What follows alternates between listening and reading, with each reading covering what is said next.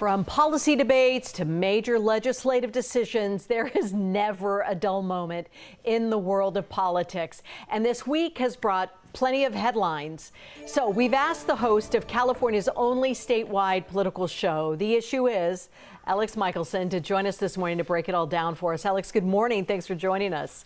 Hey, Kim, good to be with you. Thanks so much for having me. You know, it's so funny, as I started to say, there's nothing boring in politics. For some reason, my students at Fresno State still say, I'm so bored. Politics is so boring. I'm like, are you not paying attention?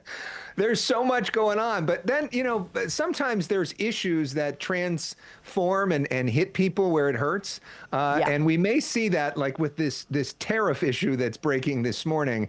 And if all of a sudden people start having to pay more for things, then they start realizing, okay, this isn't just a reality show like some sports where, you know, at the end of the day, everybody goes home. I oftentimes call politics sports with consequences, and it impacts everybody's everyday life. And we're starting to see that in real way this week. That's so true. So let's talk about tariffs for a second, and then I want to talk to you about Xavier Becerra in a sec. But you take one look at the Dow Jones Industrial Average. You see it's down over 1,400 points right now. But the Senate passed a resolution to ease the president's tariffs on Canada. So what do you think about that?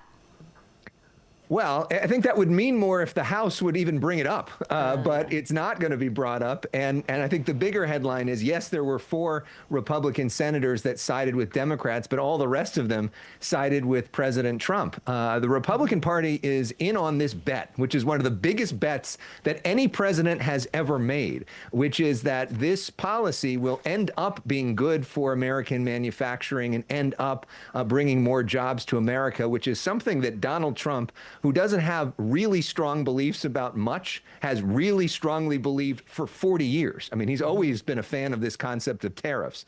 And so he's all in and using the power of the presidency to do it. The problem, which he admits, is that in the short term, it's a lot of economic pain for people. Some economic analysts say it could be $4,000 per individual paying more. At a time when he got elected, he was promising lower prices for people. And you can see that those prices are going to be in everybody's face almost every time they buy anything. Yeah, you know, I was looking at, you know, people are freaking out about just looking at the Dow Jones Industrial Average and the reaction from the tariffs. And, okay, yes, we're showing it live right now, down about almost 1,400 points. But back in January 20th, 2017, when he first came into office, it was at 19,732. So we've had a lot of growth since then. We've had a lot of growth. Let's talk about and Xavier. Some inflation along the way, too. Yeah, that's true. Okay. Let's talk about Xavier Becerra. He announced his candidacy for governor on your show. Former U.S. Secretary of Health and Human Services and also former California Attorney General after Kamala Harris. Do you think this means that former Vice President Harris will not be running? No, I don't think it has one thing to do with that. I think Kamala Harris has not made the decision yet whether to run or not. Xavier Becerra told me that he's in the race whether she runs or not, which is different than some of the other candidates in the race who have said that they would drop out of the race if Kamala Harris got into the race. You know, Xavier Becerra is going to have a challenge that Kamala Harris wouldn't have, which is that even though he's had those big roles, a lot of people don't know his name. And so part of the reason that he's gotten in now and all these other candidates have gotten in now, even though we're more than a year out from the election, is they got to raise a lot of money, like $100 million worth of money in order to get their names out and be able to afford ads on Fox 26 in Fresno so people get to know who they are. And that's a real challenge in a crowded field. Kamala Harris has close to 100% name ID. Everybody already knows who she is. She doesn't need to run as many ads. People may not like her, but at least they know who she is. And so she has the ability to wait longer than anybody else. We've had we have a changing tide in California. Still, it votes Democratic. The state did not vote for, as a whole, for President Trump, but there were stronger parts. Do you think there is any chance that California could vote for a Republican governor?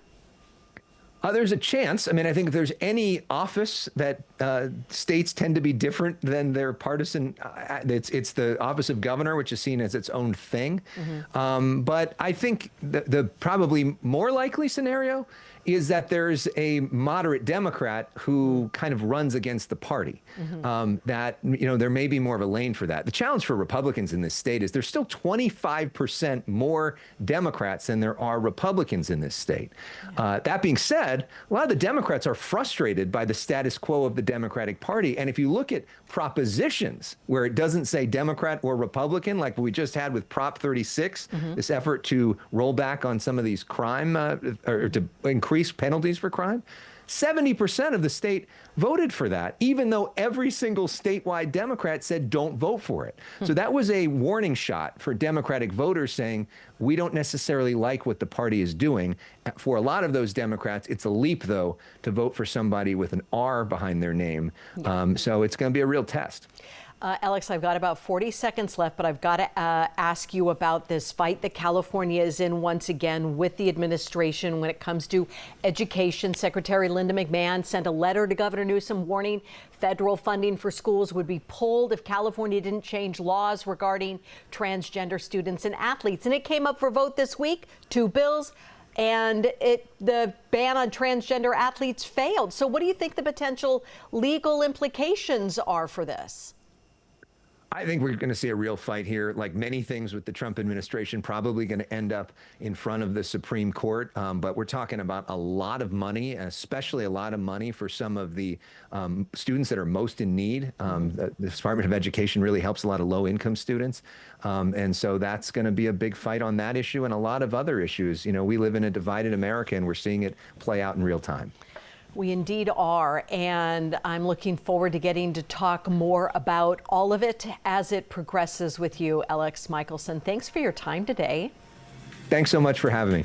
Great to see you. You can watch Elex on The Issue Is every Monday, midnight, right here on Fox 26. Hi, I'm Monty Torres of Fox 26 News on YouTube. Thank you for checking out our YouTube channel, where we have loads of great content for you to choose from. And while you're here, why not click on the subscribe button right here?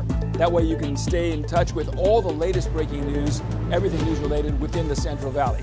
And thank you for watching.